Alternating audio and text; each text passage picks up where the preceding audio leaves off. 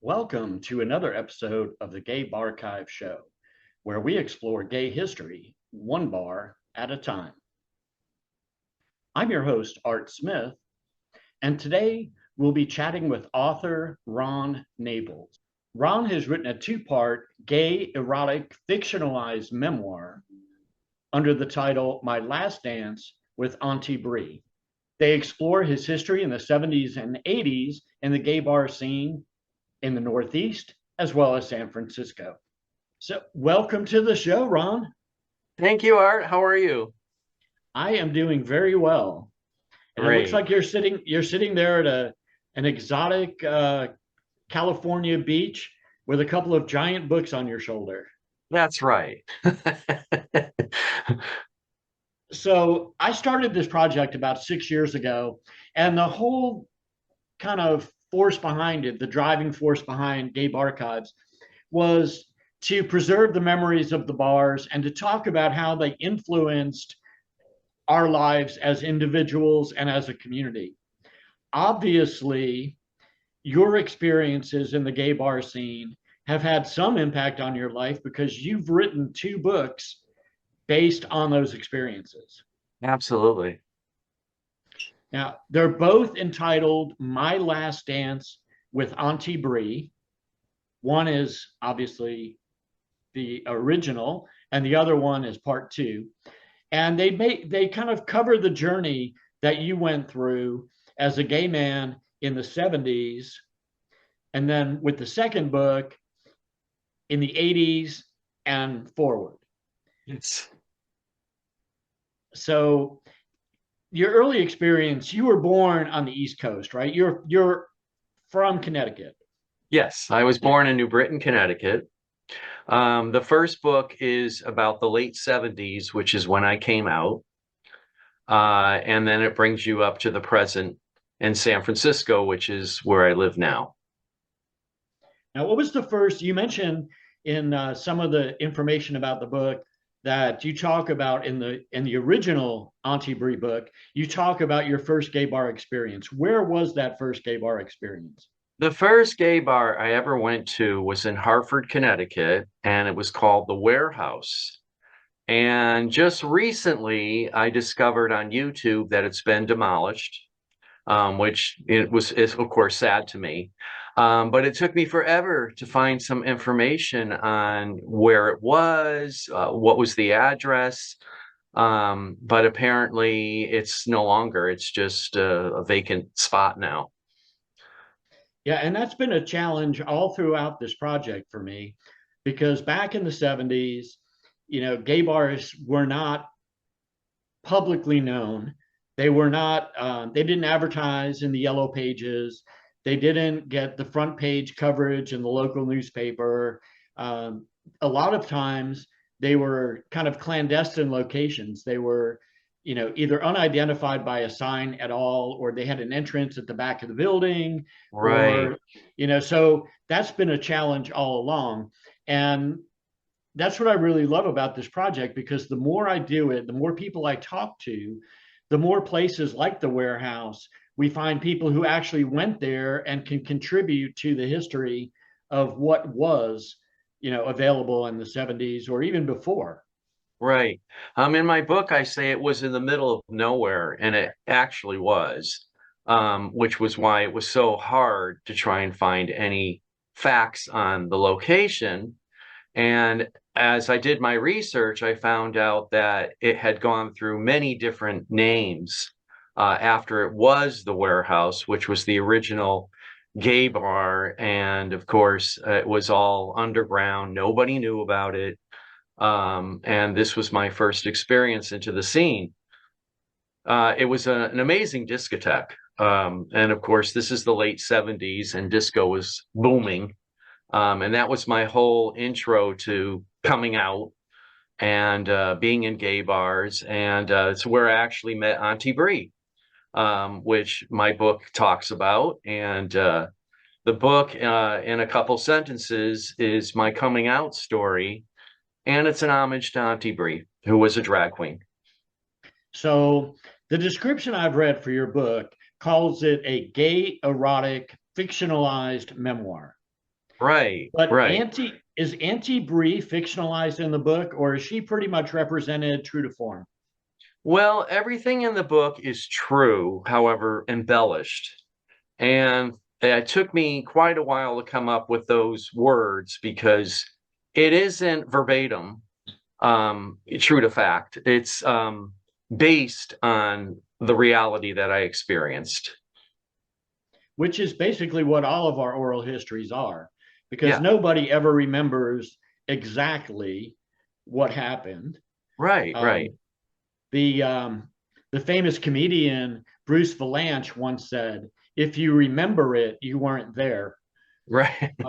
So it's it's kind of expected with oral histories and and especially in situations like this, because everybody had their own perspective. And if you look back at the 70s, what you would consider a large, amazing, fabulous, incredible bar might no longer fit that mold, because most of the gay bars back then were kind of shady little holes in the wall. um, Absolutely. and so if you did have a big enough club to have a substantial dance floor and a show stage, you were in awe. You were just amazed that as a gay young man, you had a place to party that was that fabulous. Absolutely. Absolutely. The Warehouse was, I think, the only discotheque in Hartford. There were others, but they were straight. So this was definitely a unique spot and very underground. You never saw an advertisement for it. You had to know somebody to get there, which was my best friend at the time from high school who introduced me to it. So that's also in the book. But yeah, it was a very magical time. I mean, lucky me to be able to find it and be able to party there with all the other gay people. So we had a lot of fun. So how old were you when you went to the warehouse for the first time? I think I was either 17 or 18. I mean, it was right after high school. Um, so yeah, I have to go there. This is like 1978, 79-ish. Um, and the truth is, I think I went in my senior year, but I'm not exactly sure. And this is where the book starts to become fictionalized because as I was writing it, I couldn't remember the actual facts. So there you go. So it's based on what happened, but it's not exactly what happened. The fun part about writing it too was I got to tell the story the way I wanted to tell it, not exactly the way it happened. So I was able to glorify things that weren't exactly glorified. So you know how that goes. Um, Now, uh, if someone you had met or seen at the right. warehouse were to pick up the book and read it, would it be familiar to them? Are there enough details in there that they would say, "Wow, yeah, I remember that. It might have been, a little different. My version might vary a little bit, but I remember that place. He's spot on. That was the warehouse." Well, what's so cool about it is when I wrote it, people from the past started appearing. I want to tell you one story about a drag queen I worked with in Provincetown over 40 years ago. And she saw the book on Facebook, she read it, and she called me. And, I'm thinking she was long gone. But yeah, people crept up from the past. They were so amazed that I was able to capture that in such detail and celebrate it because somebody needs to talk about how much fun it was. And there's not much history out there on the web about it. And that was only the beginning. The bars that followed after that, again, people from the past do creep up because they remember. I had one guy call me in tears. He's like, "Oh my God, I don't believe you wrote about that. I love that bar." So, yeah, it's a lot of fun. When I found you with your website too, that inspired me to do even more research. And now I'm thinking I probably should have done more research before I actually wrote about it. But there's enough in there to make people remember. Um, and like I said, it's embellished, of course, because we don't want to talk about the bad parts. We only want to talk about the good parts, which there were plenty of. Now, and around the same time frame, and with you being, in Connecticut, so close to New York City, Yep. some of the descriptions of the first book mention Studio 54. Is Oh that yeah, somewhere that you went? Did you go to Studio absolutely. 54? Yeah, I'll give you the thumbnail version. I went to Berklee College of Music in Boston, and my roommate was a bartender at Studio 54 after we graduated. So he was able to get me into it. As you know, legend has it, it's almost impossible to get into. But because I knew somebody, I was able to get into it, and I experienced Studio 54 in its prime. So yeah, amazing. Beyond what I ever thought, discos could be. And that was in the early days. That was in the days of Steve Rubell and Ian Traeger, where it was still Absolutely. the true Studio 54, not somebody's watered down revival, years later. No, I know. The thing is, the when they were there, that's when you needed to be there. It closed in 1979, and after that, new ownership. No, it didn't work. It wasn't the Sodom and Gomorrah that it was known for after that. And So, and just but just to be clear, Studio 54, although one of the most iconic discos in the world, was never designed to be a gay bar, but it was more like the type of inclusive, everyone's welcome if you are cool enough right, uh, to be there. And Ian and Steve both wanted to have gay representation in the mix because the gays were almost, in some respects, like entertainment.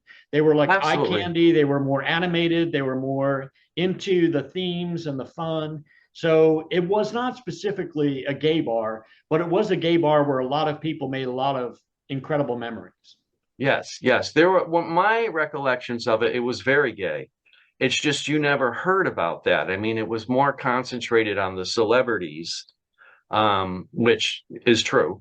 But yeah, there was a good gay crowd there. I mean, I made a lot of friends there, and everybody was accepted, which again was part of the magic of that time because gays were still in the closet. I mean, it wasn't, like it is today. So you could go there and party with straight people and everything was fine. We were all there for the same reason to have a good time. I think disco in general had that kind of impact on the gay scene because if you look at the gay bars prior to the mid 70s, uh, like I said, a lot of them were kind of, clandestine, they were dark, they were not well known, and they were exclusively gay and very often restrictive. So a lot of the bars would not allow men with cologne in or women with heels in or Right. whatever. They were very niche market bars. When we came into the disco era, with the popularity of the music and the flamboyance of the bars, the incredible sound systems that started to show up, the incredible lighting systems, the disco balls, the energy, it started to attract some of the straight clientele as well and kind of forced an interaction. But the people that were coming in were typically a little more open minded. It wasn't going to be your, Bible thumping grandma who was Oh, going to no way. show up at Studio 54 and try to preach to you while you were on the Right. dance floor. It was the kind of cool, hip, younger, preppy, straight people that were Yeah, starting to enter the scene. And it kind of gave us a little bit of opening the door to more acceptance in the community outside of just, gays. absolutely. The other thing I want to add to it was the when you went to Studio 54, you dressed up. I mean, there were gowns, there were suits. This is in the beginning of the whole gay discotheque era. As time goes on, you'd have the shirtless guys in their Levi's dancing. But in the very beginning, it was like New Year's Eve. You dressed up to go out and disco. And that's what I remember mostly about 54 was how fashionable and how high end it was there. Those days are long gone. I just recently went to the Eagle in San Francisco, and I was telling my partner, talk about a difference. I mean, oh my God, nobody dresses up anymore. And it's soup to nuts. It's just every kind of man you can think of is there. In its prime, it was leather, but those days are gone as well. It's more of a melting pot when you go out. Yeah, it's not anything like it was when I was coming into it. I'm seeing that a lot too. And fun fact, I didn't know this when I first started this project, but I believe the original owner of the San Francisco Eagle was Bob Dameron, I don't know if that's the, true. It the sounds like it guy could. who made the travel guide. Yeah, He owned several clubs in San Francisco, and yeah, I believe the Eagle was one of them.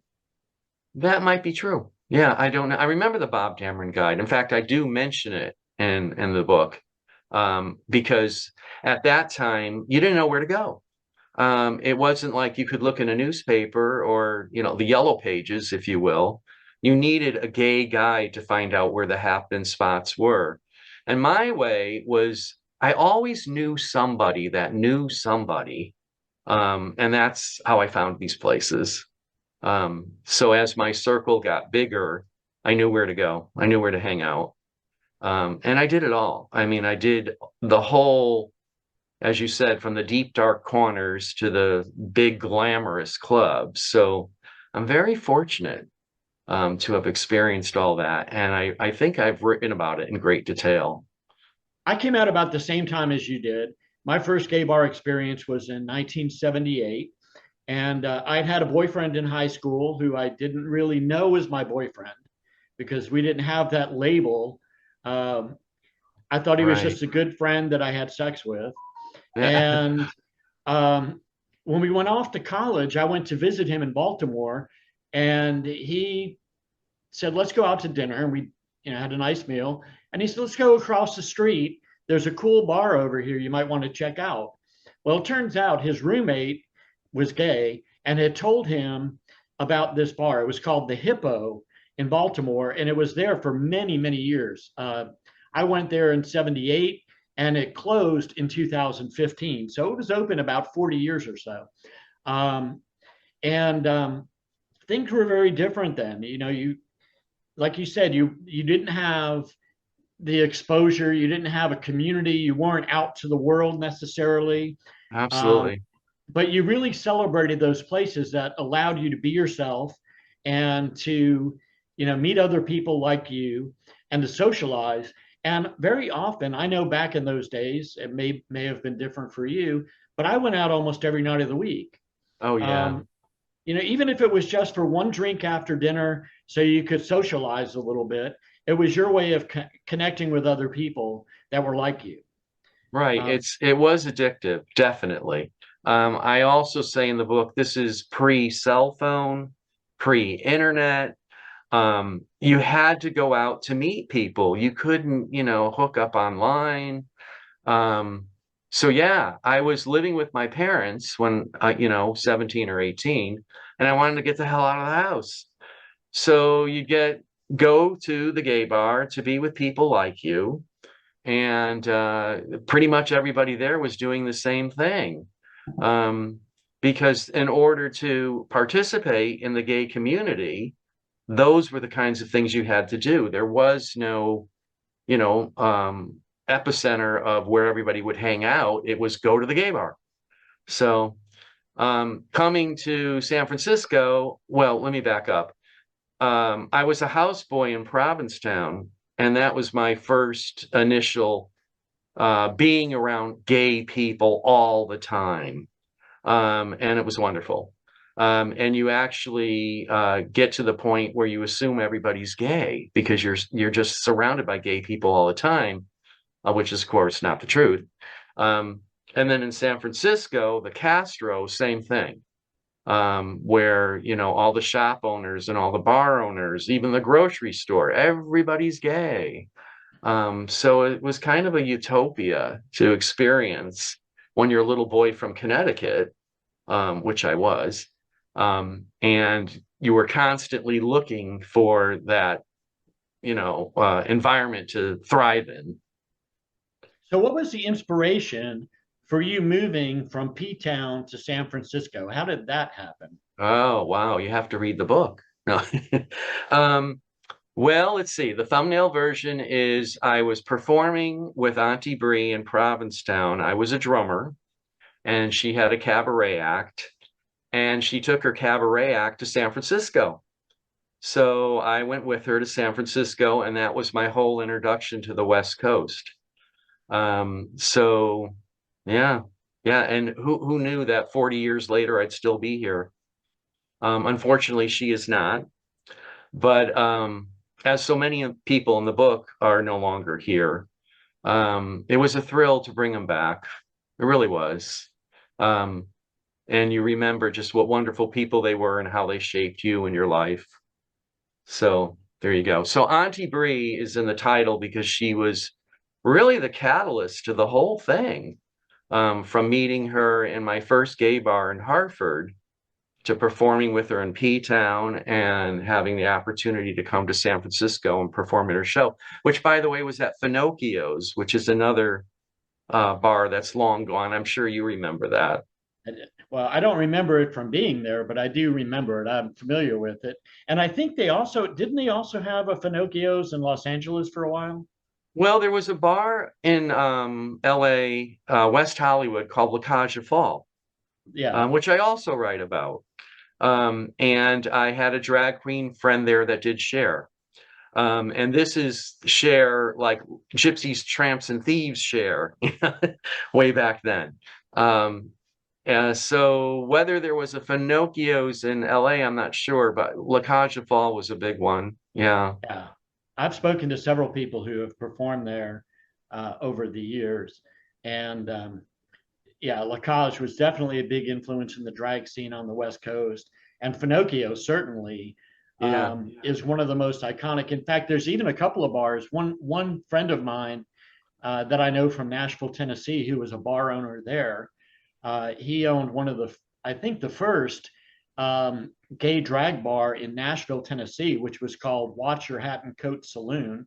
It opened in 1971, Wow. and in their ads, they refer to themselves as the Finocchios of the South. Right, So right. it was Yeah. kind of like the Cadillac of show bars. Yes. Um, and from the time that you moved to San Francisco, there's quite a few bars that are still there that have been there as long as you Yes. have. Yes. Twin Peaks is one of the oldest gay bars in the country. Absolutely. Um, Moby Dick, Yeah. Moby Dick, I think opened right around the time that you moved to San Francisco. Yeah. Yeah. I could go on with 440, which used to be Daddy's, which is still there, and Badlands, the Midnight Sun, the Edge. All these bars are still thriving. The It's pretty Eagle, you amazing. forgot the Eagle. Oh well, the Eagle is more south of Market. My Oh mind was yeah, on Castro. Castro. Um, the south of Market is a whole different scene. As I said, back in the day, it was more leather. But today, it's so different. I mean, it's just everything, anything goes now. Um, I kind of miss that though, because the Eagle to me was intimidating to go to because that's where you saw the quote unquote real men. Um, but yeah, today it's drag queens and young people and everything. So I'm seeing that in a lot of Eagles. We have one in Wilton Manors that is very mixed. It still retains its code room. So there is a section of the bar on weekends that is strictly enforced. You have to be wearing a harness or leather or whatever, right, shirtless. They right. still maintain part of the bar, but it's a big bar. It's an 8,000 square foot bar. So, you mix in a lot of different people there. The one in Atlanta actually has an upstairs cabaret section where they do drag shows early, like Right. from 9 to 11 p.m., um, before the leather crowd really rolls in. So Right. they fit that, you're seeing a lot of them that welcome bears Oh yeah. and um, pups. That's another Yeah. scene that we didn't have, 40 years ago. There was no pup scene really. And Absolutely. now it's kind of coming to the forefront. So you're seeing a lot of change in the scene. And I've had some people I've spoken to who are very upset about it. You've ruined the Eagle name. And then there's Yeah. others who think that that's the way of the future. If they want to survive, they have to embrace, the changes of our community, and they can't be overly restrictive. Right, right. I noticed that when I go to the Eagle, the older men my age in their 60s or older, are still wearing leather because that's what they did when they were young, and that's what they're still doing today. Um, but the younger generation doesn't seem to dress that way. As I said, when I was younger, coming to San Francisco and going to the Eagle was very intimidating because there were motorcycles out in front, and everybody was older, bigger, hairier, muscular. It was a very exciting place to go, and I felt like I didn't fit in. But again, that was of a time. You don't see that anymore. And you mentioned Bear Bars, the Lone Star, which is up the street from the Eagle, is still going on Sunday beer busts, um, and it's a berry crowd, but not in the sense that it once was. So here I go repeating myself again. But I've always liked bears and Leathermen. That's part of the game. It's fun. Yeah, I've noticed there's a lot of people that are huge Eagle fans, or things like the Eagle. The Eagle brand itself, by the way, is kind of iconic in the gay world because back in the day, as you said, especially when you're talking about the 70s and 80s, and there wasn't such a worldwide awareness of the gay community and the bars. The Eagle was a name that you could be fairly certain if you visited a big city, if you went to Cincinnati or you went to Chicago or you went to New York or you went to Miami, and you found a bar called the Eagle, you had a pretty good shot at knowing that that was going to more than likely be a gay bar. Right. And so it kind of created a mystique and a brand that, although they're unconnected, most of the Eagles are independently owned and have no relation to the Eagle nearby. Right. Um, they still followed a common thread. They all built that brand collectively without consulting with each other. Yeah. And you had quite a few. To my knowledge, it is the most common name for a gay bar to have ever existed. Um, I have cataloged about 65 Eagles around the world, and I don't Yeah. know of any other single gay bar name that has had that many incarnations. Right. Well, when people hear the name, they have a visual of, what it's all about. And I think that's the reason why it's endured for so long. My first Eagle was in Boston, and it actually was a dance bar. And a lot of people don't remember that, where they had a front bar and then in the back was a dance area. And to me, it was very exciting because, as I said, I was coming from Studio 54 where everybody was in suit and tie, and all of a sudden I'm around these shirtless leathermen dancing to the same music. I mean, I'm like, which would you prefer? So it was very exciting. um, so that was my intro into, I think, more of the darker side of gay life. And I liked it. Yeah, I got in a lot of trouble. It was fun.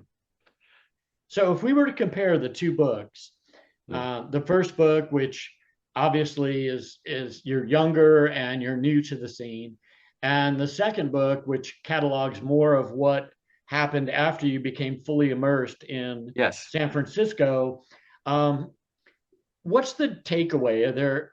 How do you compare the two scenes? The Studio 54 scene to the Eagle scene. What Right. How would you categorize that? Well, the first thing that comes to mind is in the first book, there was no AIDS. It was, you would worry about getting STD and you could take penicillin and you were done. The second book, unfortunately, is in the 80s, and that's when AIDS was, on the front page. So it's quite different. I mean, I continued to party, but in a more careful way. You had to, because most of my friends from that era are gone. And I did go through as I've identified with other gay men from the 80s, a point in my life where I was beating myself up because I'm like, I did what they did and they're no longer here. So, where's the logic to that? So the second book is, I think, more serious. There's still a lot of fun in it. But the reality is it isn't a one big party like it used to be. And that goes for today as well. I mean, now we have people on PrEP, they're taking HIV drugs. None of that existed, when I first came here. So, yeah. So it's an evolution, I think, from the very early beginnings to almost the present.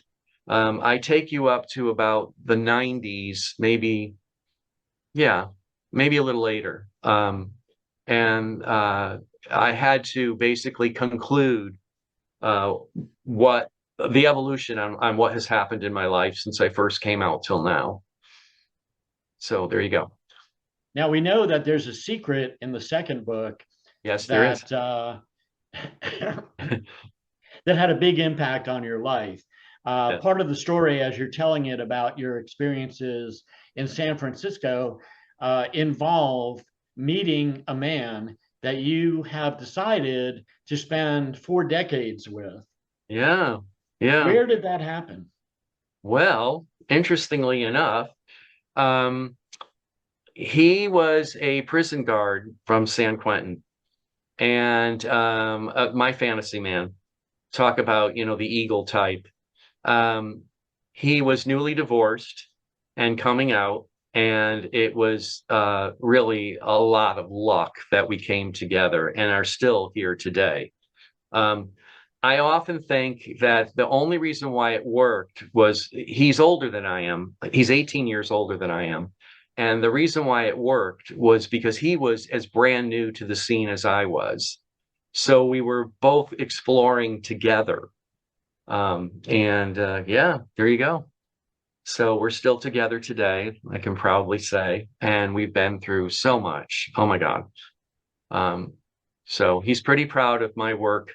And I actually had him help me write part of the second book because he was in it so much. So I want to make sure I get the facts right. So So let me ask you, while you're writing the second book, yeah. and you're, I'm sure, sharing it with him, and he's looking at it and kind of reviewing it. How many times did he smack you on the back of the head and say, "Bitch, leave that out," or "I Right. can't believe you're going to tell that story"? Right. Well, see, that's where the fiction part comes in. You see how it works? I actually had an editor that told me if you put fiction in the description, you kind of save your ass because, you're not. Nobody can sue you. Yeah, exactly. And all the names in the book have been changed. And I was also advised to do that too, because not everybody approves me talking about them. What's fun is they know who they are. They're reading it and they're like, oh my God, but because I don't use their real name, it's a safeguard. I use my real name. That's the only real name in both books. And we can Um, probably guess who Joe is, yes, whatever name you gave him. We can probably yes, figure out who that is just by the context. yes, exactly. Um, it's fun because, like I said, those that were there, they get it immediately. Those that weren't there, it's an eye-opening experience. They're like, "Oh my God, you did all this? Is it really true?" And I'm like, "Well, yeah, it is." I mean, I got a hold of everything I could possibly get a hold of, and did as much as I could do with it. So yeah. I also wanted to back up a little bit and tell you that when I was a houseboy in Provincetown, I had a diary, and that was the whole beginning of the book. Years and years later, I opened it up and I thought, oh my God, this would make an amazing story. I forgot about all this stuff. So the diary was what inspired the whole book. And then the first book got such acclaim. I got like 30 Amazon reviews that were all 5-star within weeks, that it inspired me to write the second book. And the second book was actually harder because I didn't want it to sound depressing. Because as I said, you're touching on AIDS and the fact that the gay scene isn't what it once was. So Right. that took some time. Yeah. But And anyway. um, San Francisco, New York, and LA kind of were the epicenter of the HIV epidemic. So, I was going to bars in the deep South at the time that we started hearing about HIV and AIDS in the news. And I know in those cities in the South, Nashville and Atlanta, people didn't really take it seriously No. because it was a disease that affected people who lived in the Castro or people who lived in the Village in New York. It did not affect the guy who lived in Midtown Atlanta. Right. And so your the community in San Francisco, had it not only got it was hit harder, but earlier, and so it impacts most of the timeline of the second book. Whereas in other cities like Atlanta, it would have been the late '80s before we really even started taking it seriously. Right. Right. Yeah. I'm sure you remember the term gay cancer. I do. That's what they were calling AIDS in the very beginning because it was only, a gay man's disease, which is part of the whole tragedy. So, yeah, yeah. People in the Midwest were like, well, if you're in New York or San Francisco, you have to worry about that. But otherwise, Absolutely. yeah, yeah, And I remember in Atlanta, I had moved to Atlanta in the early '80s. And when I was in Atlanta with a female friend of mine, she was going to get some. I don't know if you remember when they used to do this, but they used to make diet candies. They were like chocolate treats, but they were for people who were on a diet to help you lose weight. And we went into one of the stores and a drugstore, and she wanted to buy a box of these chocolates.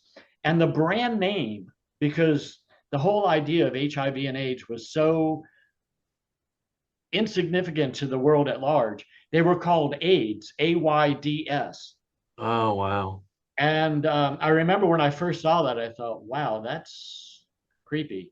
And they it, soon after that, I think, changed the name. But can you imagine, seeing a product like that today? I It know, would never make wow, it on the shelves. But back wow, then, it was not a term that anybody thought about. GRID was, I think, one of the first names that was used, gay right, related immunodeficiency. And yeah, they just yeah, assumed you had to be gay to get it. So all the straight people didn't care. They were like, what? I'm not worried. right, right. I get a little political in the book too because I needed to tell the history. That Reagan, of course, did nothing for 5 years. And by then, the epidemic had gotten so crazy out of control. There's a lot of speculation that if he, tapped into it sooner, um, because the CDC wanted nothing to do with it and all that, that maybe it wouldn't have morphed into the awful thing that it is today. But yeah, AIDS was a gay man's disease and a gay man's problem. And I remember that. Um, I luckily was with Joe at the time, and we stopped going out. It just got that scary. You'd go to the bar and you'd always hear about somebody that passed, and the bars were nearly empty. And yeah, it was a pretty awful time. And that was like the mid 80s. And by the 90s, it started coming back. Um, and like I said, now today there's drugs. So if there were drugs then, unfortunately, it wouldn't have taken the toll that it took. So, you know, Absolutely. yeah. So when you were in the course of writing this book and you were going through your notes and your journals and all this stuff, and you were kind of sifting through the memories, was there one person, one character in the book that you had maybe forgotten about and suddenly put a huge smile on your face and said, "Oh my God, I can't remember. Jerry was such a fabulous person. I had so much fun with him, and I had completely forgotten about him." Was there Yeah. anybody like that surfaced? There were several. I mean, this is the beauty of writing a book because you're writing one chapter which opens up thoughts that you haven't thought about in years. And as I said earlier, I've reconnected with people I haven't spoken to in 40 years. And a lot of them are like, well, why didn't you write about this? And why didn't you write about that? I mean, there's just so much more that I told, that so much more than what I told. Through their friendships, they reminded me of things. But yeah, I'm gonna go with Auntie Brie because all through my gay life, she was such a catalyst to getting me to where I had to go. And the book really is an homage to her. I mean, she was pretty fabulous. And she wasn't one of those drag queens that lip sync to records. I mean, she did characters. Remember that? Where they would actually sing and imitate people. And, she did all the big stars of the day. And it was a lot of fun to be in her show. A lot of fun.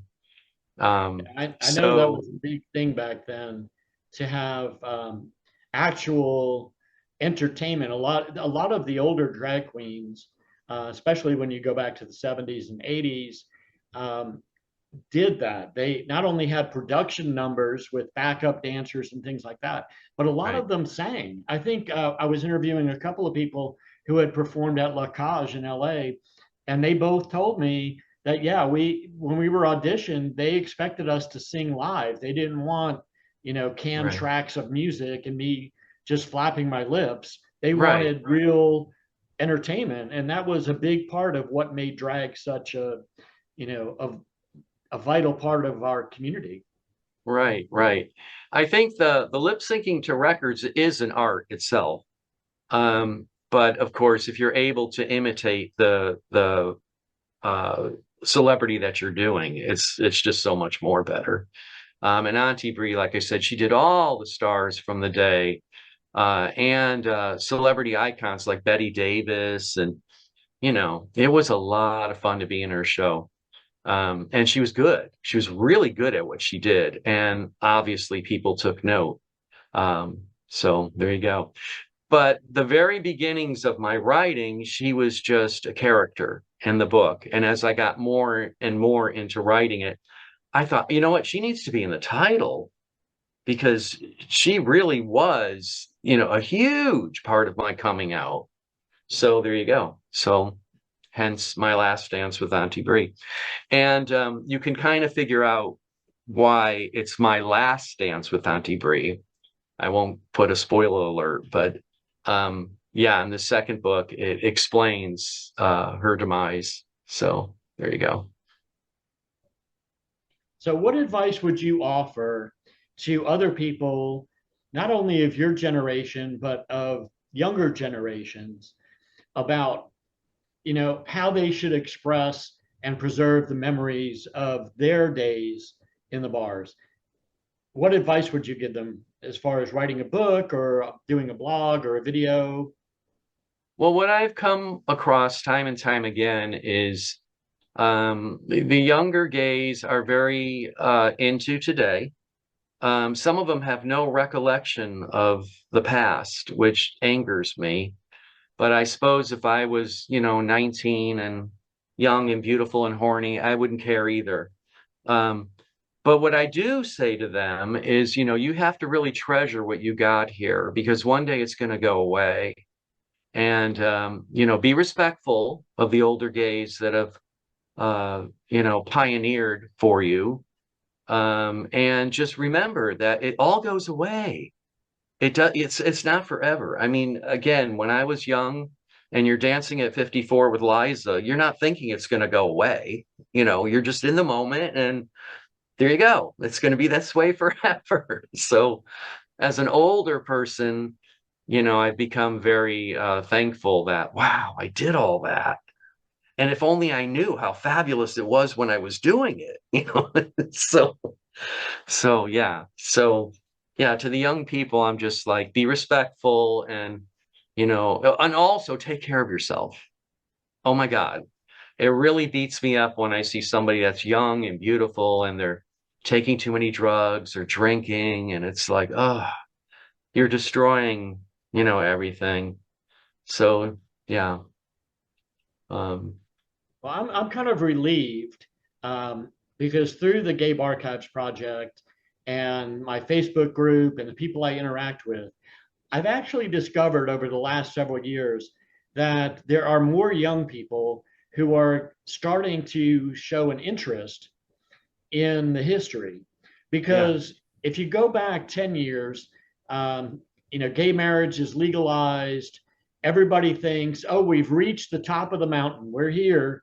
We've done what we need to do, and we can just sit on our ass and do nothing.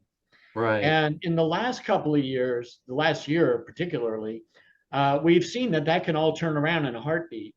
And I think what that's doing is that's inspiring a lot of these younger people to realize that, yes, the gay bars and the gay community are an important part of their life. And that's the people that are going to continue to fight for them to have the rights that they thought were etched in stone 10 years right, ago.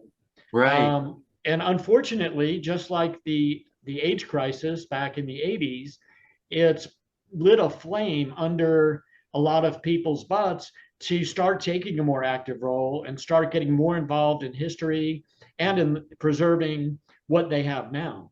So right, I think in some ways we are seeing a little bit of a turnaround in the younger community that maybe we did not expect. right. Um, but that combined with the fact that we were all locked up for a couple of years for COVID Yeah, gave us a real longing to have our community back. We realized how much we were missing. right. What I find extremely interesting too is the fact that young gay people even in high school are going to proms together. They're so open and they're so proud. And I guess there's a little bit of jealousy there because in my day you were in the closet. You weren't out and about like they are. And they're together for a few months, they're getting married, they're exchanging rings, they're taking these amazing honeymoons. And I'm thinking, what's that all about? Um, so good for them. But again, I think they're taking it for granted because they don't realize how difficult it was for the older crowd to come together and find a partner and live together and be gay together. So yeah, there you go. Most of the people that are attracted to my book, I find, are my age because they want to read about what once was. Um, I'm not too sure if young people are buying it. I don't know for sure, but the emails and the texts I received are usually from 50-year-olds, 60-year-olds, and onward. I even got a beautiful email from somebody that was 89 years old and told me he just loved the book and it brought him right back to where he wanted to be. And I thought, isn't that great? That's so cool.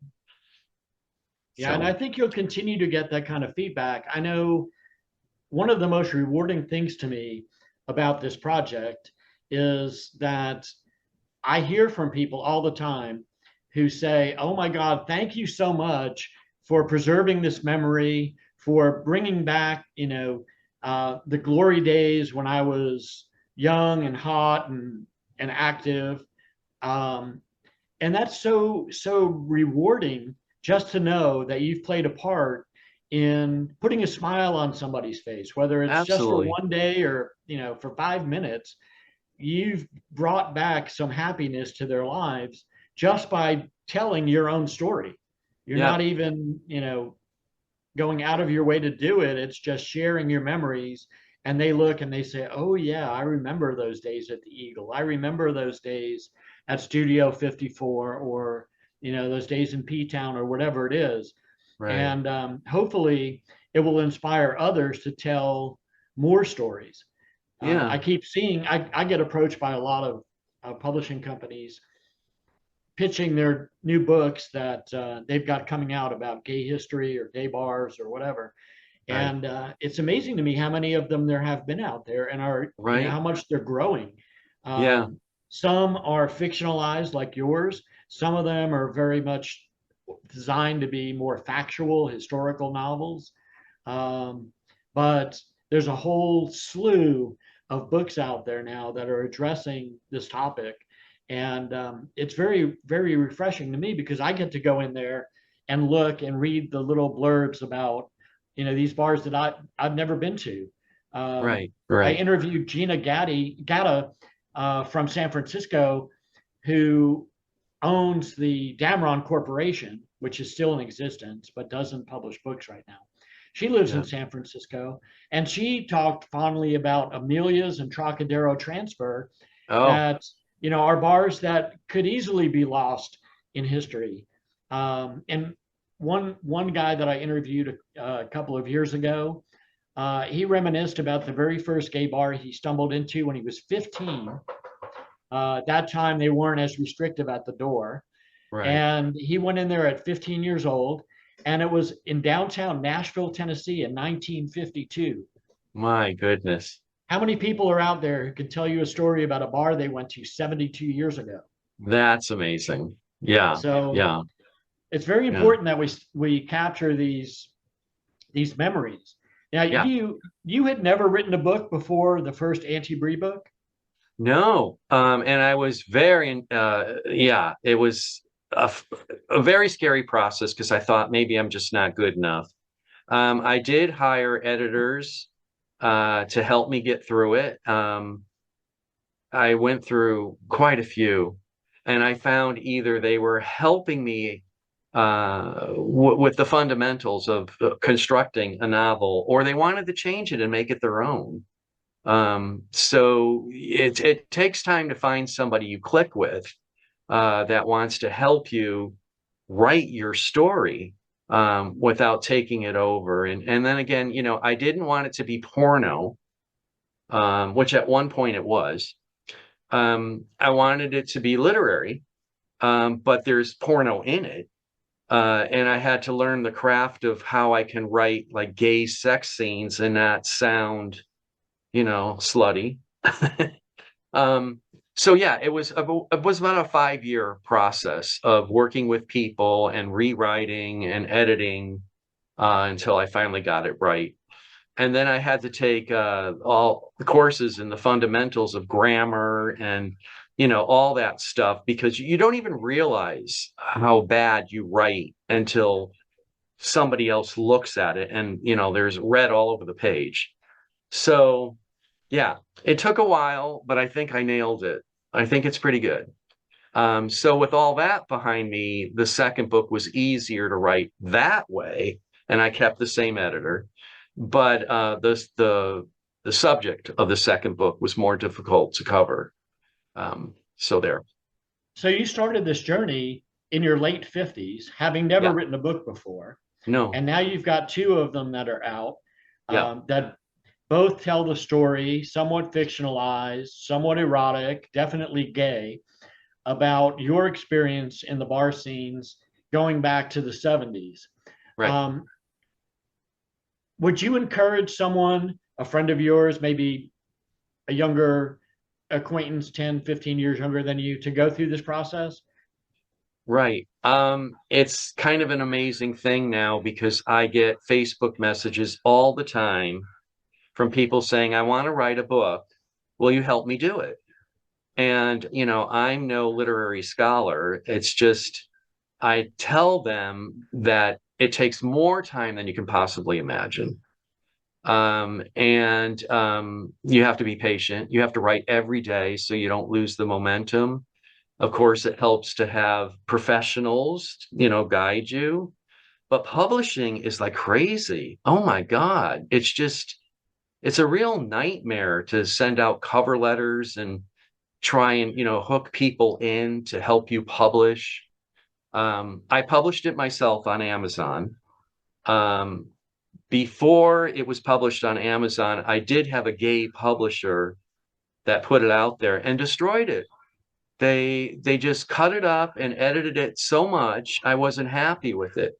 I was happy because they took interest in it and put it out on the internet, but I wasn't happy with the final product that they put out there.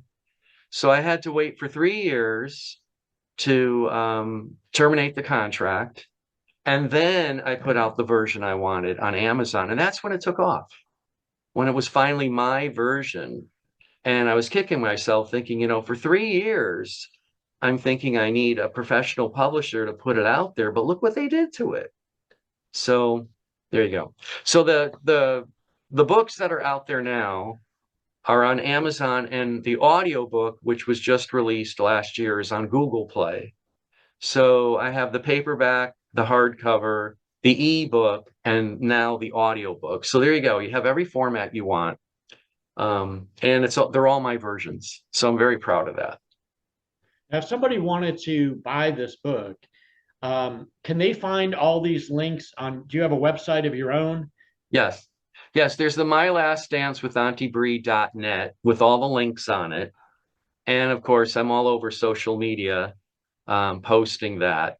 But yeah, if you go to Amazon and you put in the title, you'll find me. So that's good. Well, I Yeah. will definitely put up a link to your My Last Dance website Yeah. in this video so people can see it there. And we'll definitely put it in the YouTube listing as well so people can find it that way That would when be they look at it. wonderful.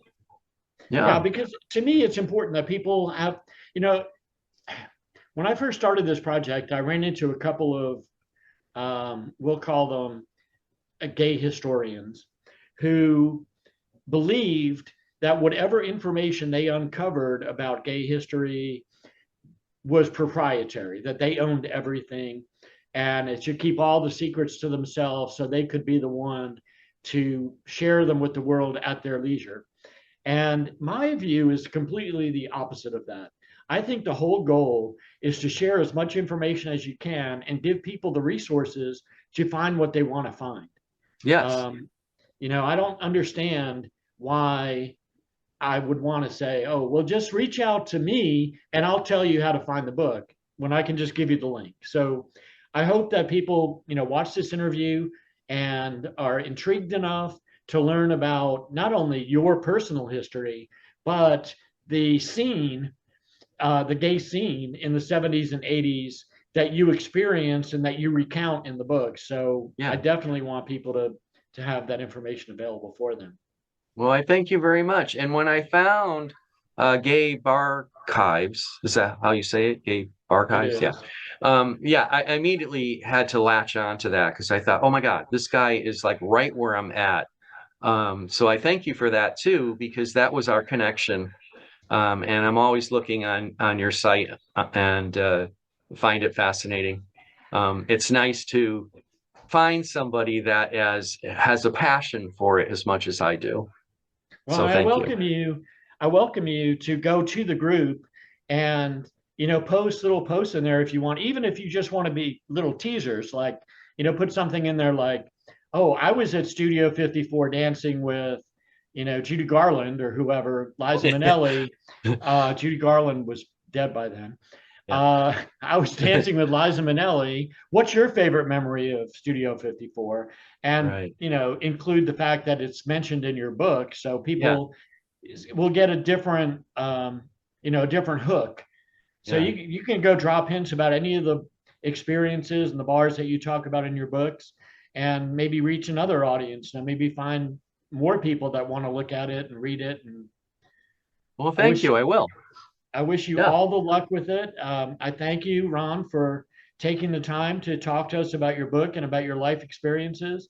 And I would say that I would wish you and Joe another 40 years, but that's kind of unlikely for me to even be around 40 years to see that. So, but I hope everything goes well with you, and wish you all the success in the world. Okay. Thank you so much.